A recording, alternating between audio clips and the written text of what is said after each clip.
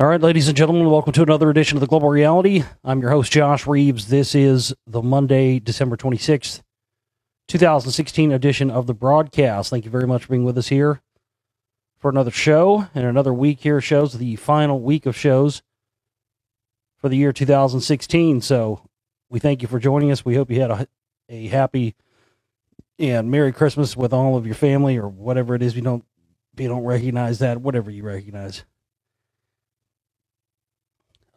There it is. So I hope you had a good one.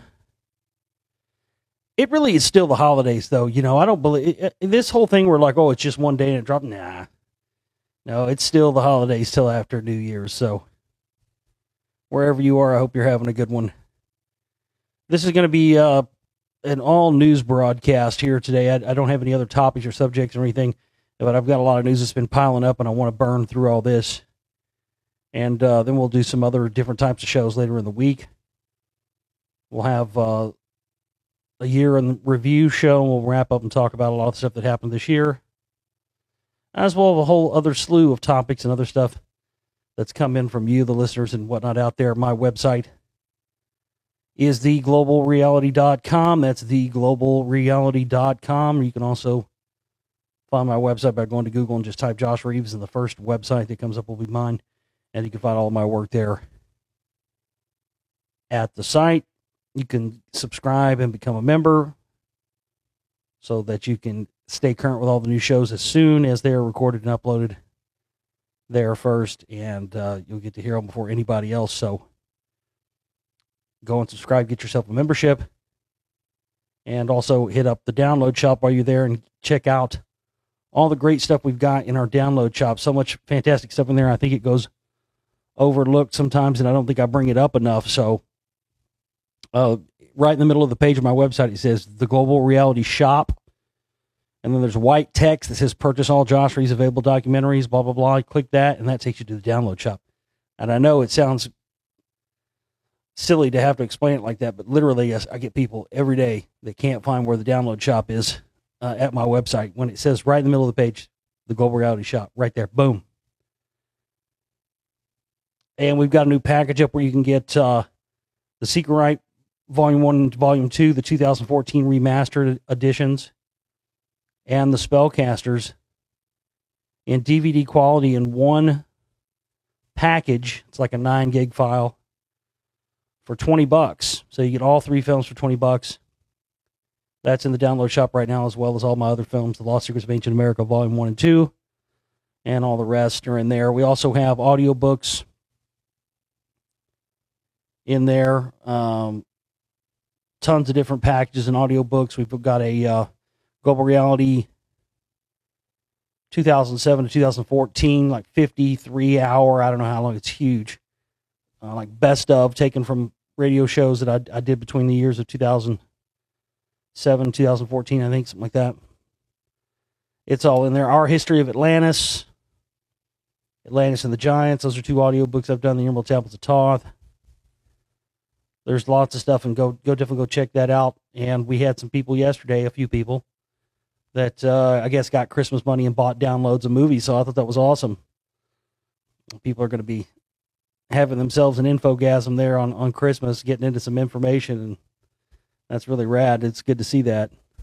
Good to see that people are spending their money and buying something that's going to actually inform them and give them something they didn't know, as opposed to going on, Amazon or iTunes and buying some crap on there, that you're going to be done with after the first time you watch it. My films have replay value. They're designed to have replay value. They're not designed for you to absorb everything in the first go through, or understand it in the first go through. I did another interview with Richie in Boston on Friday, so thanks to everybody, all the listeners and whatnot, people coming over there leaving comments. Thanks to everybody out there. Please go and subscribe to us here on YouTube and check out the other videos and whatnot we've put up, and definitely subscribe to the archive so you can stay current with all the radio shows. And again, we're publicly funded here. All our work, we've been on air now for almost 10 years, and we're 100% funded by people out there in the listening audience. And we've got our operating costs coming up due this coming Sunday. So please go and contribute at theglobalreality.com at our fundraising page there. And we're going to run the lifetime archive membership deal this week, since it's the last week of the year and we've got new listeners in and we've got to raise our operating costs. We're going to do this one more time for new listeners, and we're not going to do it again for a while. But if you want to get a membership to our archives, it's usually like $10 a month, $80 for a year. For $500, you can get a lifetime membership. You get basically every show going back to like 2012 in there, and you'll get every show that comes out indefinitely. You get a lifetime membership. We usually sell those for $500, but this week until noon on Sunday, January 1st, 2017, if you contribute $100 in any way, shape, or form, doesn't matter how you do it. If you contribute it to operating costs, fine. If you contribute it to the the Spellcasters Volume 2 fundraiser, which we're very close to meeting our goal on. So I don't really care which one of those you contribute to, either one.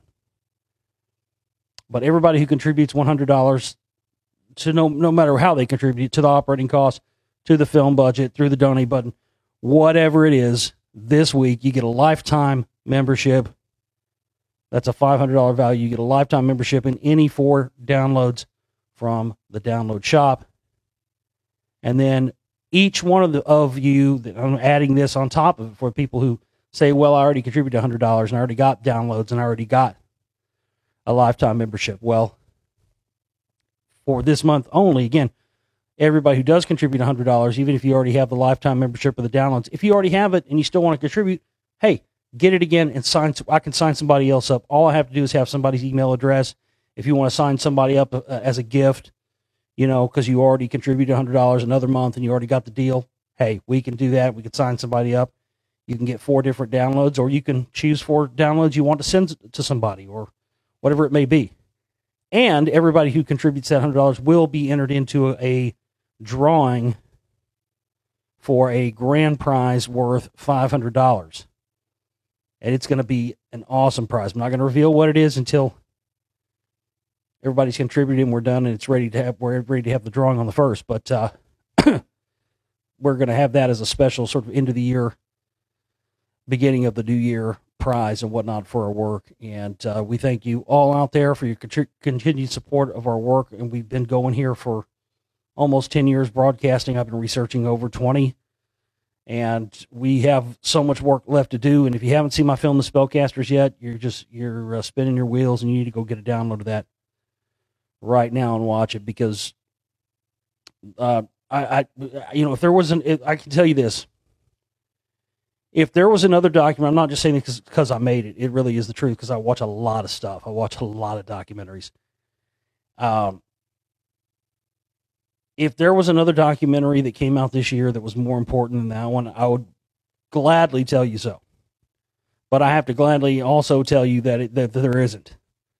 There isn't a more important film that's come out this year than The Spellcasters, and we need to just continue to push this thing and try to get it to reach more people, because it's frustrating. It's frustrating to go on a radio show or something. I think one of the Freeman show went on there. It was like 20,000.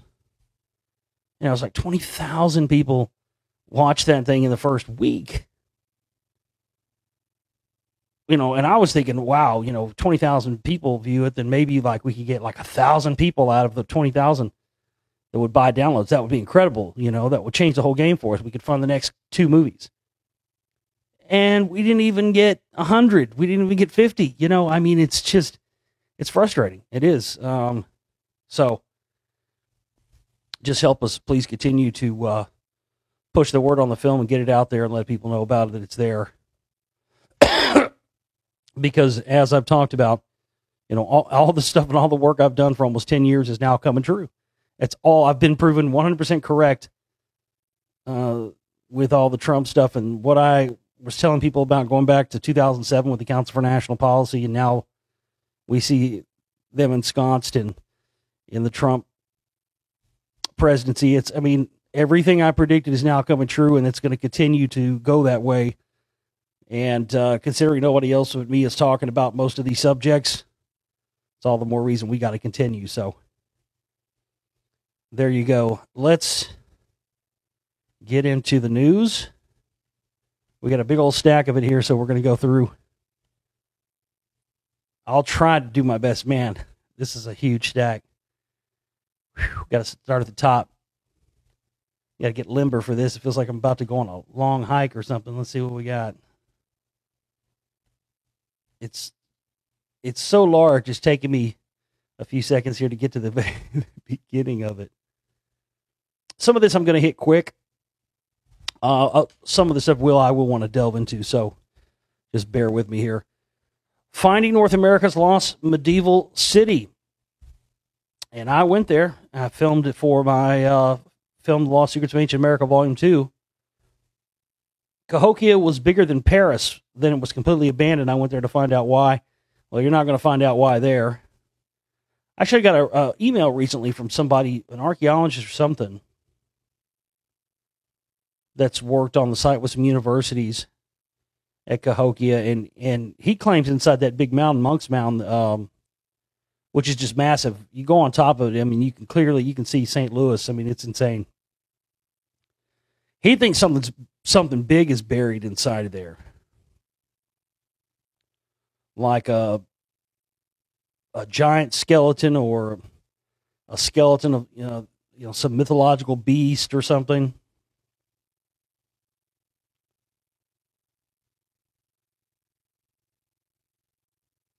But very rarely do they tell the real story.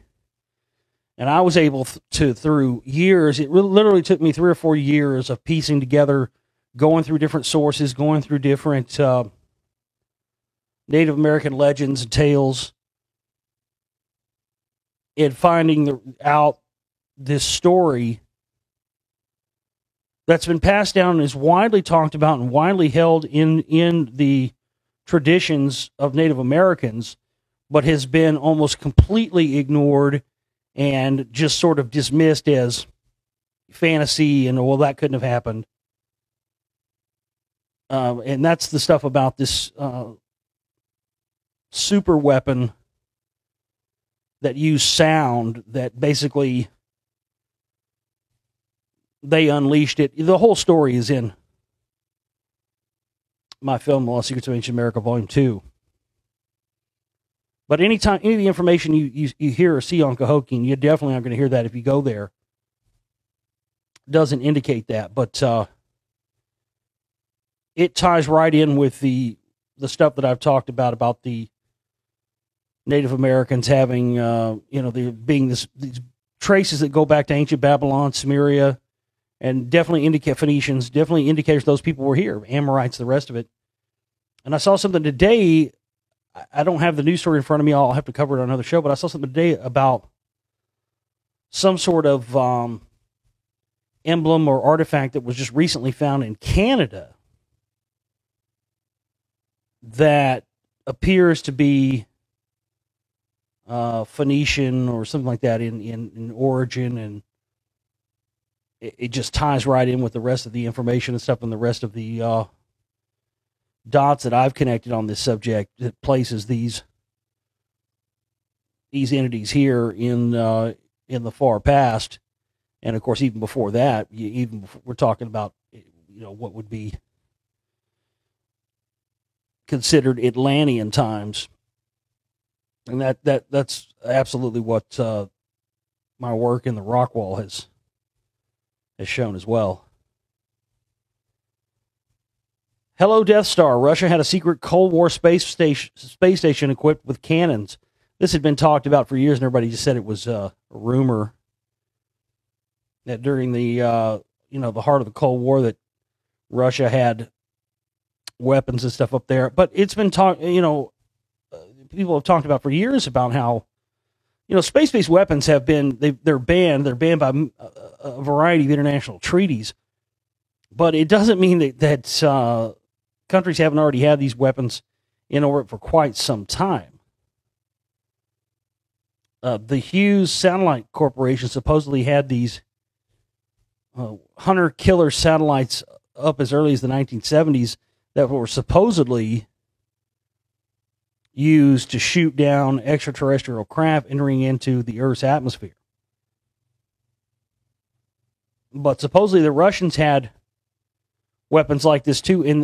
I've talked about this before. I talked about it back in October when I was discussing that video game Polybius, and I was talking about the movie Maximum Overdrive, and about how the comet comes over and it makes all the machines go haywire. And they say it's a comet, but then at the very end of the movie, you read the text and you find out it was actually a UFO, and it says that the UFO was shot down by a Russian, and it has parentheses, Russian weather satellite with class 4 nuclear missile capability. And that always made me laugh. I know Stephen King wrote the original story. I don't know if it was his call to put that in the movie or whatever. I know it was his call to put AC/DC on the soundtrack and in that movie because he's a huge metal fan, or hard rock and metal fan. But I always wondered whose call that was, because I'd heard that for years, that there was these secret Russian weapons up there, and they might have been for shooting down UFOs and the rest of it.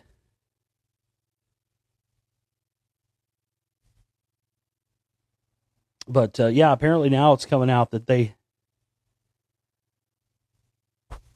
did have these orbiting space weapon platforms as early as the 1960s.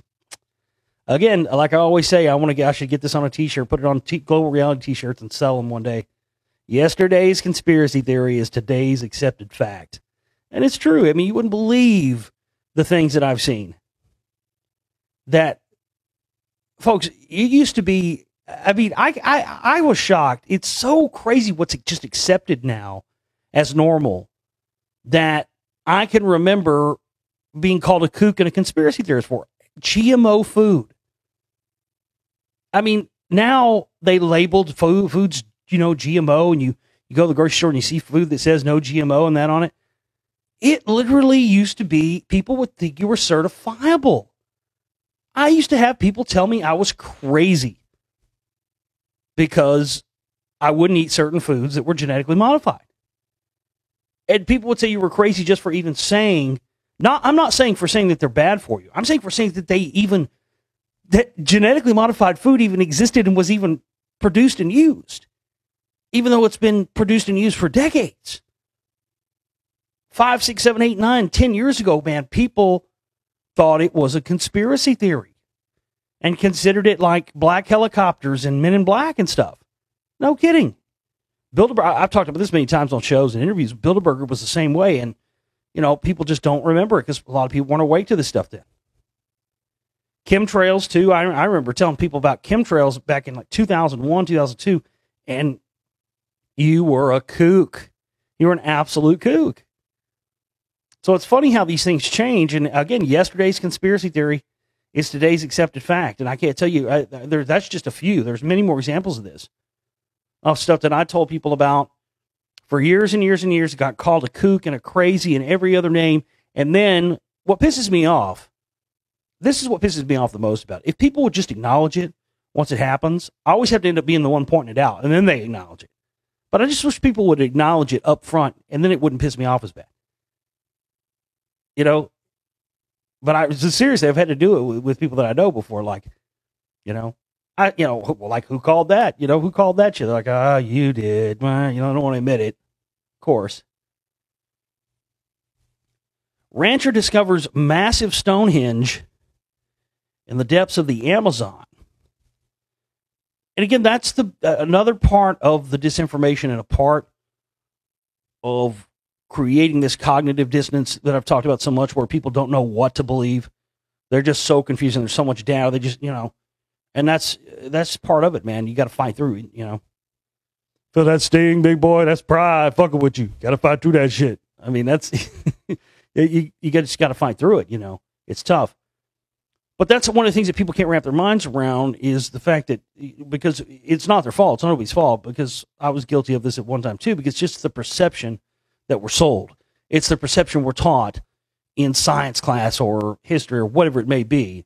But it's a perception that consensus reality science puts out, and that is that all these sites all around the world, are just byproducts of the people who lived there.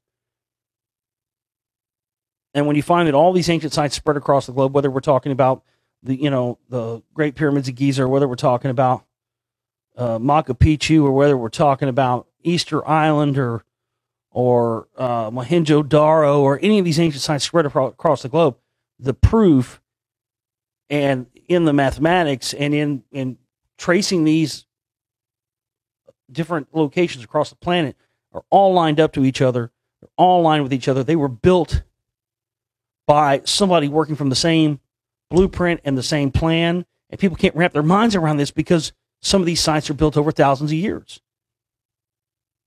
There was that Werner Herzog documentary a few years ago that came out, The Cave of Forgotten Dreams or something like that. And there was a little moment in there that lasted for like a second, one little line, and they just blew right past it. And I remember watching it with some friends and go, whoa, whoa, whoa, whoa, stop. Stop the presses. Did you just hear what they just said? And they just glanced over it. Nobody noticed it but me. No, what was it? Well, back it up. Listen to this. Because they talk about how these, these caves have this one of the oldest cave paintings ever in the world, or the oldest ones ever found in the world. Next to, besides some of the ones that were out there at Pyramid Lake in Nevada, which we shot for Lost Secrets of Ancient America, Volume 2. And they found these handprints and whatnot that were done. And they say in this documentary that they've determined that this artwork was all done by the same hand, by the same person, right? Because they have the handprints and whatnot. They were done by the same person. What they can't understand and explain is that the data, the dating of the data analysis that shows beyond any shadow of a doubt that these were done over great distances of time, in some cases even hundreds of thousands or even thousands of years apart from each other. And then they say it like scientists can't figure out why. They know for a fact that these paintings were all done by the same hand, but it's a mystery because they were done over the course of thousands of years. Next, what you see over here is something that looks like a dog. Like, whoa, fuck the dog. What was that? Because they just blow past it like it's nothing. And you pause it and you start, but wait a second. Did you hear what what did he say what I thought he said? Yeah, he fucking sure did. These paintings were done by the same hand, but they were done over the course of thousands of years. How's that possible? That's the mystery. That's the story. But again, it's never, they always don't make what the story is the story because, you don't want you to find out any truth there. But the truth is all of these ancient sites and whatnot were built and constructed by somebody who was working from the same construction knowledge base and had knowledge of these other ancient sites and in fact built them in with each other. So yeah, finding a Stonehenge type thing in the Amazon is not really a surprise at all. The discovery of a Stonehenge-like megalith in the Amazon has forced researchers to reassess what the region might have looked like 1,000 years ago. Well, everybody knows that the rainforests are really a relatively new thing time-wise. This is not the first time. They've used ground-penetrating radar, LIDAR. They found massive civilizations under there. The rainforests grew after the civilizations that once existed in that area came to an end. And we've never found those ancient sites because they're buried under layers of the rainforest. And that's been another one of my theories for many years and I think, because how many charities, for how many decades now have we been hearing fucking Sting and all these, save the rainforest, donate to save the rainforest. Motherfucker, have you checked? And then people just think, we're saving it because I donated. Bullshit. Has any of that stuff ever fucking helped? And no. I mean, I guess there has been some things that have been stopped from destruction, but I mean, there's still been widespread decimation of the rainforest for quite some time, and I believe that that's part of what it is.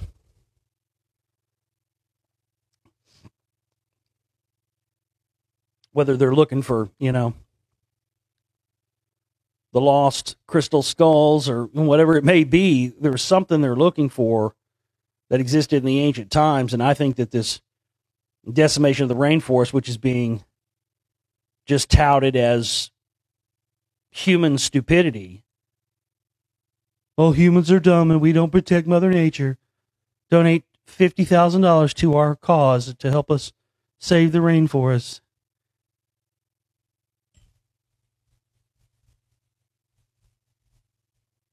The megalith was first discovered by a cattle rancher in the 1960s and appears to align with the sun's movements on the winter solstice, hinting at advances in astronomy. Yeah, again, all of these ancient sites, they're all scattered out thousands of years apart from each other, but that's the key, the underlying key, that in the mathematics of them. I've talked about this before. Many of these ancient sites all have the calling card 666 into them because that was the Babylonian number for the sun. The Babylonians numbered their gods, had a numerical system, sexagesimal-based 60 numerical system for numbering the gods, and that was the sun, was 666. So all these ancient sites are aligned to the winter solstices, the equinoxes, and encoded in them as kind of a signature, I believe, so that people in the future would know, these were done by the same people. And you find that was, they were almost, especially the ones in Ohio, are just fascinating. That's another example where they talk about, these things being built thousands of years apart from each other, but the accuracy across the sites, some of these sites look like they were built hundreds of thousands of years apart from each other, but seem to have been built by the same person or people, or at least designed by that.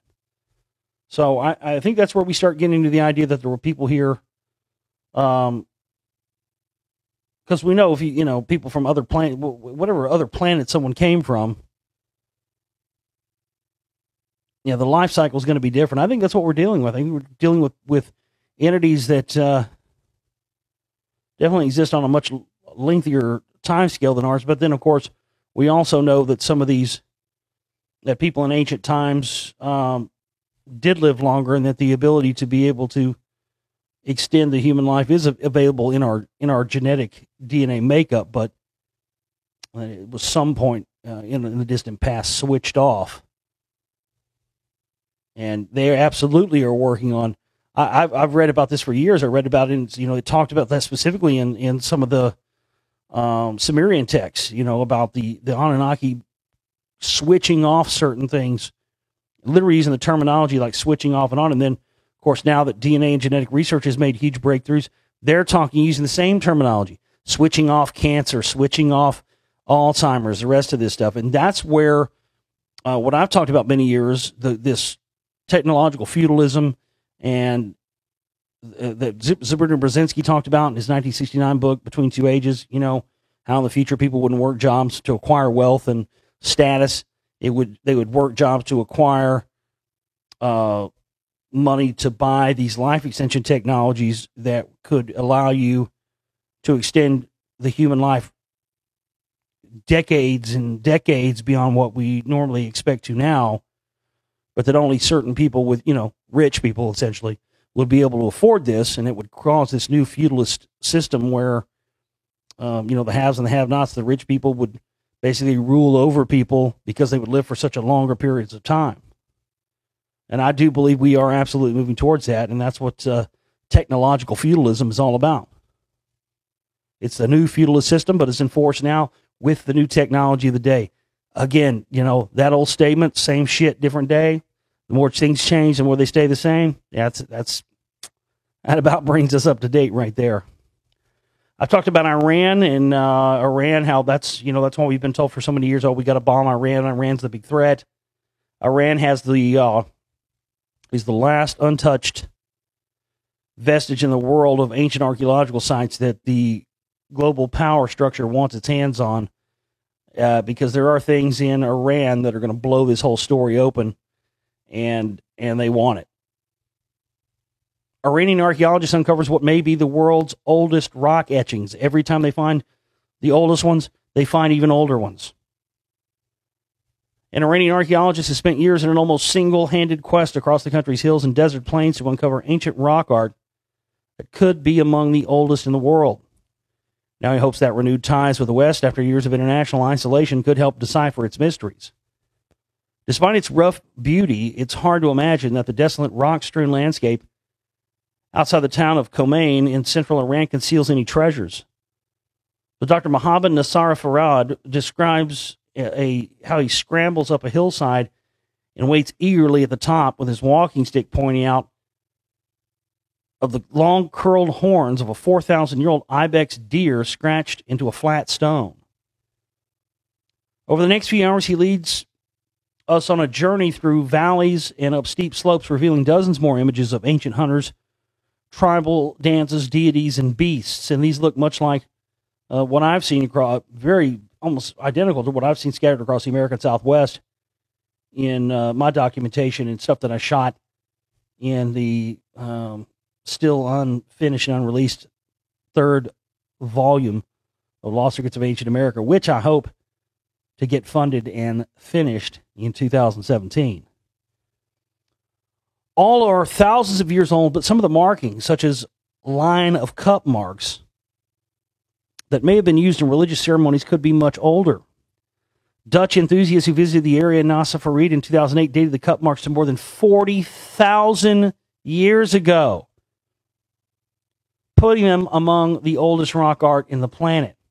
Now, that when I went to Sego Canyon in Utah, there was they had the ones that you could really see clearly, their alien-looking depictions there are in red. You could see those clearly. And they said those are between like 5,000 and 10,000 years old.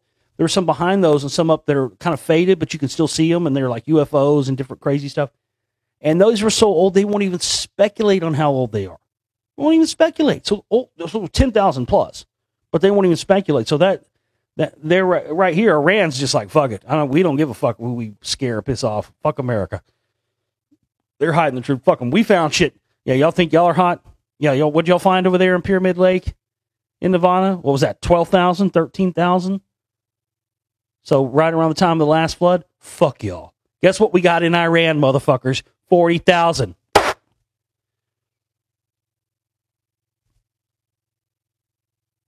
But getting definitive data has been all but impossible for Iran archaeologists. Sanctions have deprived us of the technology. Imagine that. Well, the prosecution rests, Your Honor. Imagine that. I mean, what did I tell you? See what I'm saying?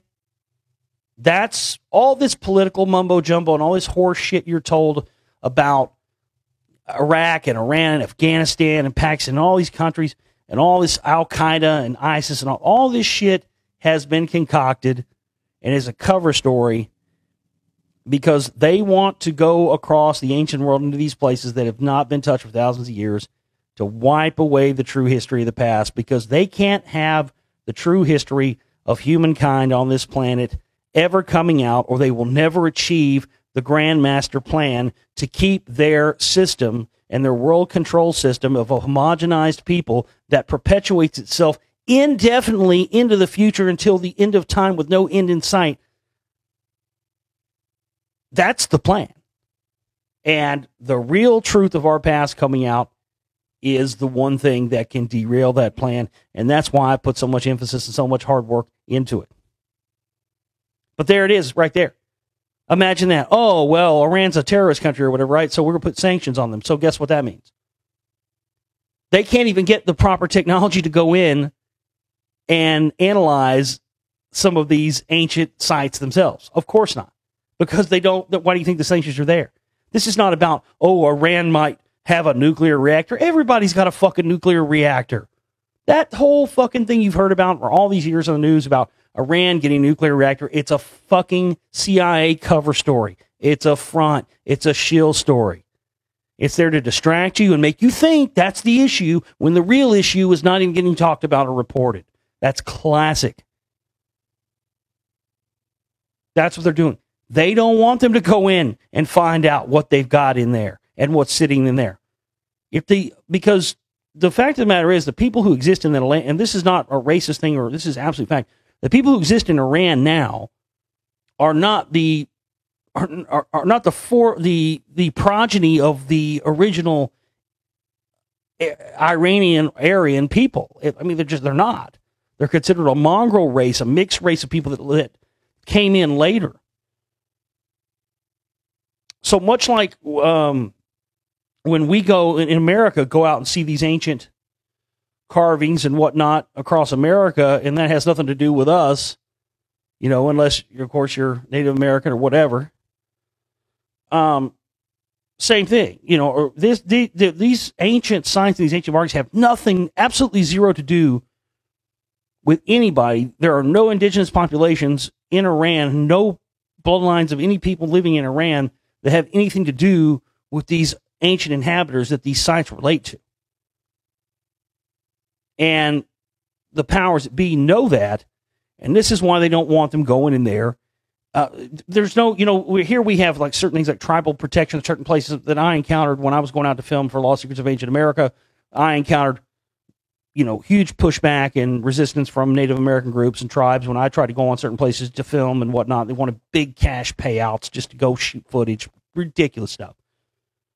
Well, in Iran, they don't have that because none of the people there are, this is not an ancient tribal land stuff. So anybody could go out and do investigations on stuff there, and there wouldn't be, the gatekeeping traps like Smithsonian Institution, stuff like that. It's basically unhindered. So they're putting the sanctions on Iran for them, scared they're going to build a nuclear power plant. But really what it's doing is it's not allowing them to get the technology in so they can analyze these ancient sites and figure out exactly what they've got.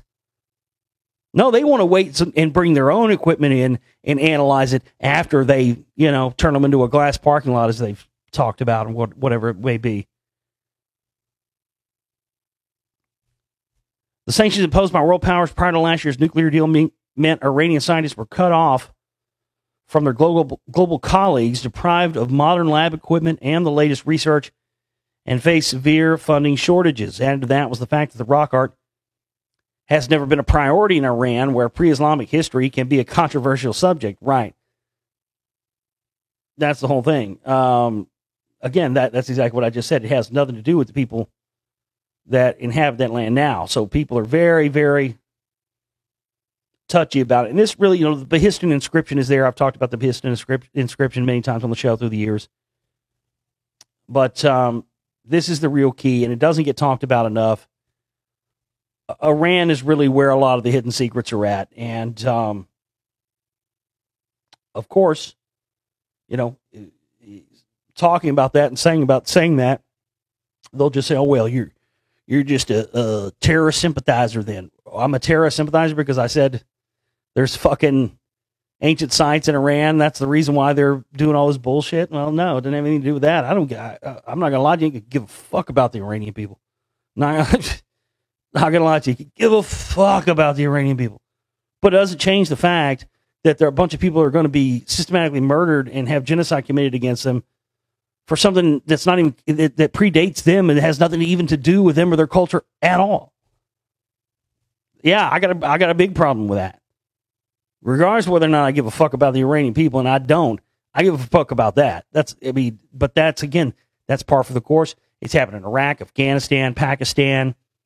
And it's going to eventually happen here in the United States of America, and no one's ever going to believe me until it's too late.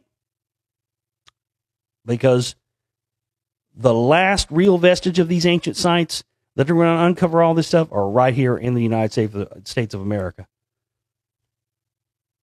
And that's why so many of our national parks, you can find this out if you go travel across the country like I did and go to these ancient sites.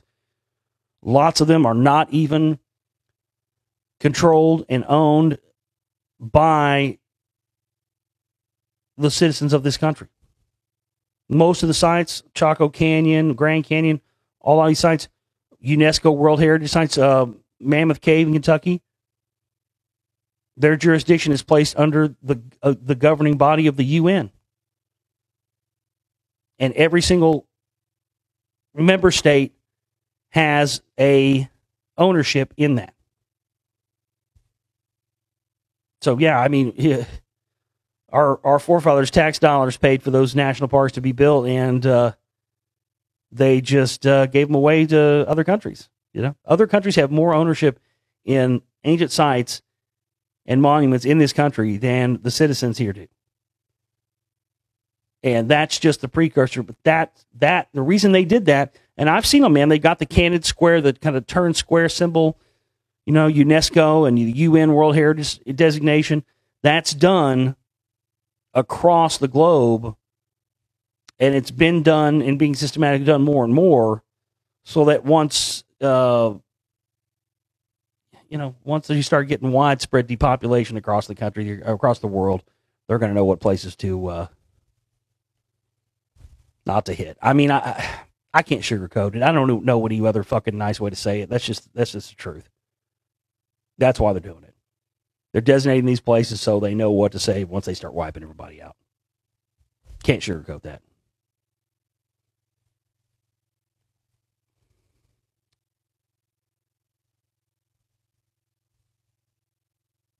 Suddenly, liberals are the ones stockpiling food, guns, and emergency supplies. That's fucking hilarious. They made fun of the right-wing nutters for all these years for being preppers, and now what are they doing? Oh, now Trump's saying the end of the world's coming. I mean, I've talked about this before it ever even happened. The right-wingers screamed and yelled, said the end of the world was happening when Obama first got elected. Now they're flipping it over.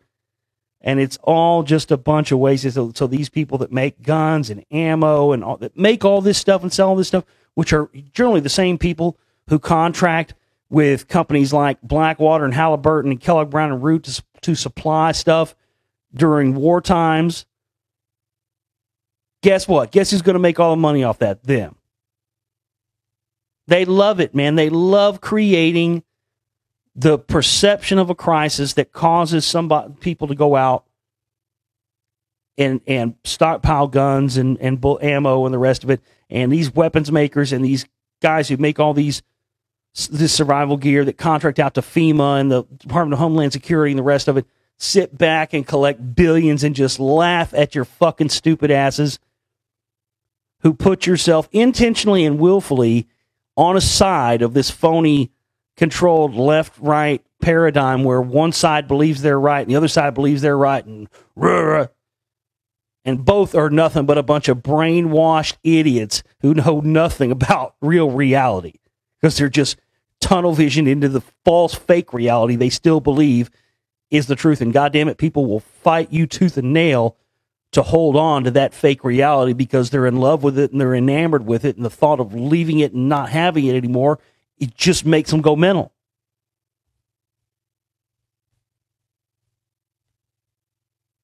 Scientists say your mind isn't confined to your brain or even your body. Well, that's not a surprise. Clearly, the brain is nothing but a conduit, and that conduit can connect into. It has the human brain has the ability to exist in multiple dimensions. I mean, we may exist in a three-dimensional reality, but it actually has the ability to process and to exist in other places. It's insane that I think there's another story we have here where some guy's talking about cryogenically freezing the brain, and he basically is going to have his brain cryogenically frozen when he dies, and not the rest of his body, because he believes that the body can be rebuilt, but the brain is the most important thing. It can't be rebuilt, and so that's why he's just freezing that. And of course, that's a no-brainer, pun intended. I mean, it really is. It's a no-brainer that the brain would be the most important part. It controls all the functions of the body. So yeah, when technology progresses, that seems like a no-brainer that you should be able to construct a new body. But the one thing they've never been able to do. This is the problem. I've read stories about how they've constructed these robots and stuff, human body robots, and they can reconstruct every process of the human body into a robot form. But what they cannot get it to do is they cannot and do not have the technology that will enable them to animate these body with the life force and the energy, the soul, essentially, that humans have. You might wonder at some point today what's going on in another person's mind. You may compliment someone's great mind or say that they are out of their mind. You may even try to expand or free your own mind. But what is a mind? Defining the concept is a surprisingly slippery task. The mind is the seat of consciousness, the essence of your being. Without a mind, you cannot be considered meaningfully alive. So what exactly and where precisely is it? Scientists have tried to define the mind as a product of brain activity. The brain is the physical substance, and the mind is the conscious product of those firing neurons, according to the classic argument. But growing evidence shows that the mind goes far beyond the physical workings of your brain. No doubt the brain plays an incredibly important role, but our mind cannot be confined to what's inside our skull or even our body, according to a definition first put forward by Dan Siegel, a professor of psychiatry at the UCLA School of Medicine and the author of a recently published book, Mind, A Journey to the Heart of Human Being. He first came up with a definition more than 2 decades ago. Blah, blah, blah, blah, blah, bunch of crap. Look, get to the meat.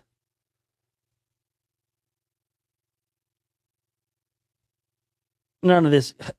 God damn. I mean, these stories these days. I can explain what they're talking about here. They didn't even explain this in the article. There is nothing in this article. It drives me crazy. There is nothing in this article that explains the headline. Scientists say your mind isn't confined to your brain or even your body. What they're talking about is non-localization. Nothing in here talks about non-localization or, the brain connecting to the sort of the greater unconscious and the rest of it. I mean, nothing in here. Just bait with no sort of info. Terrible. I already covered that. The guy that insists the body's replaceable.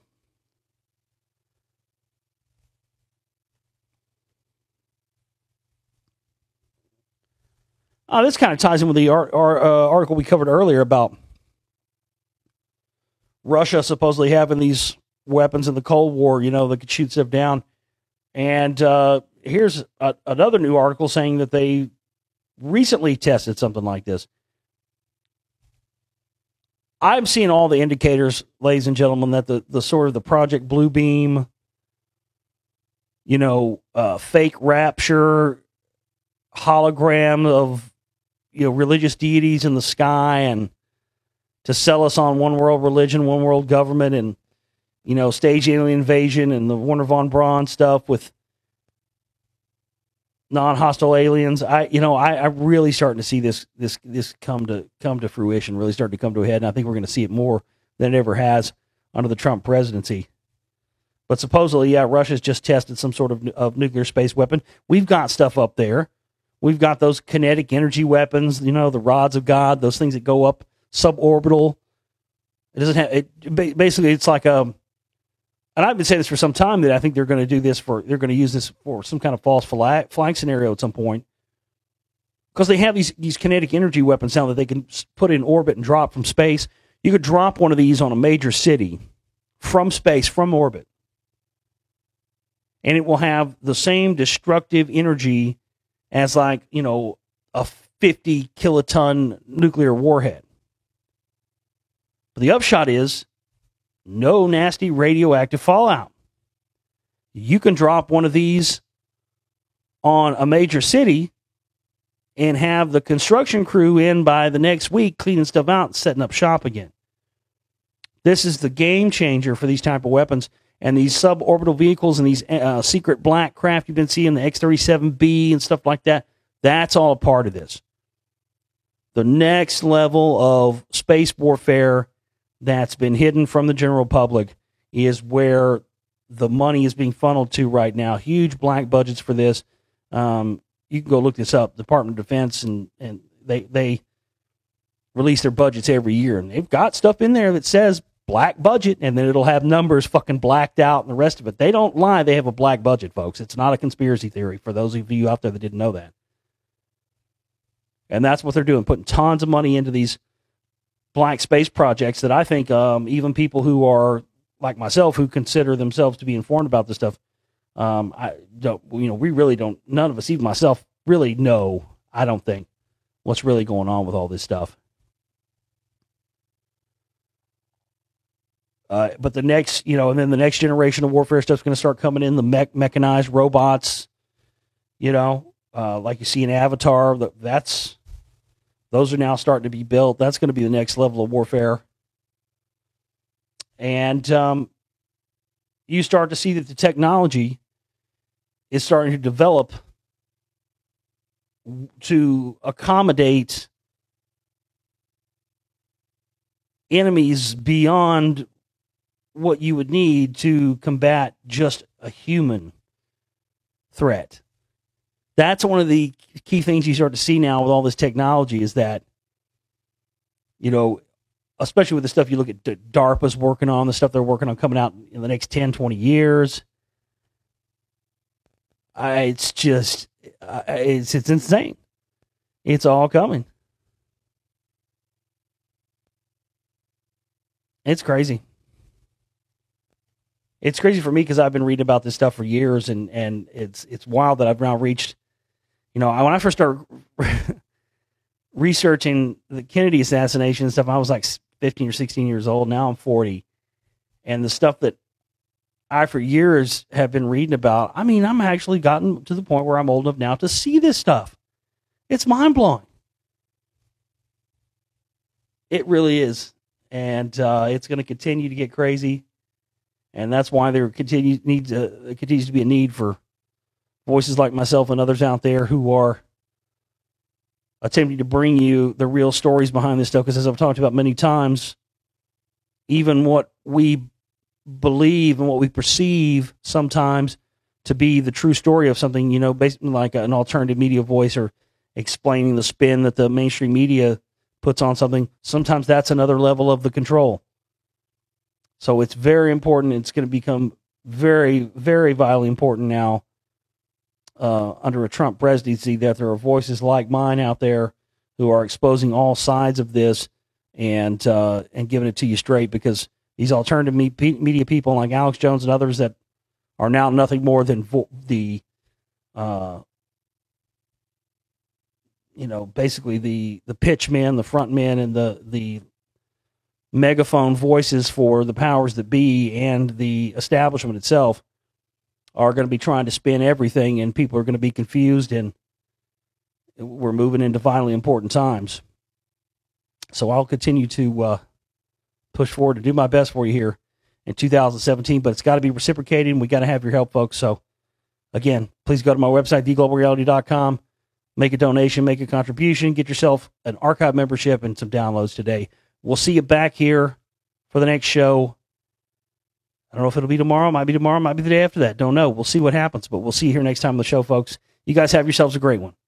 TheGlobalReality.com is my website. Take care.